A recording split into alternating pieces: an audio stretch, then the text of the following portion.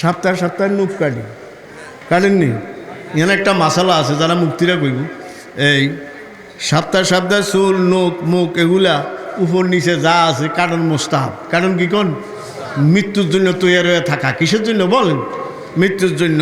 আমি আমার দাদারে দেখছি, বাহিরে দেখছি, তারা মানে বিশুদ্ধবার শুক্র আইলে হুঁশ থাকতো না। কি থাকতো না কোন? ওই জিনারা আমরা মৃত্যু হয়ে গেলে আপনারা গোসল নি কর না দোয়াই কন? কি কন? দোয়া নেই না গোসল কর?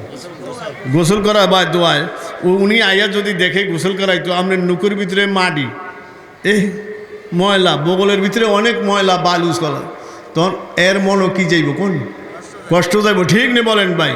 এই কারণেও প্রতি সপ্তাহে এগুলি কাইটা পরিষ্কার রাখা কি কোন? মুস্তাহাব। মনে থাকবেন ইনশাল্লাহ।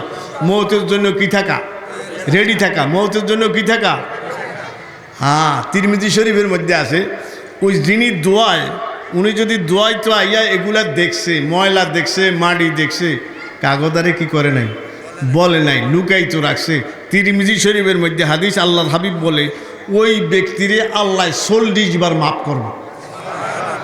যিনি দোয়াইছে উনি দোষগুলি দেখেও যদি কি দিয়া রাখে কোন? ডাকনি দিয়া রাখে, ঘোড়া দিয়া রাখে, তারে কয়বার মাফ করব? 40 বার মাফ করবো। সুবহান আল্লাহ, সুবহান।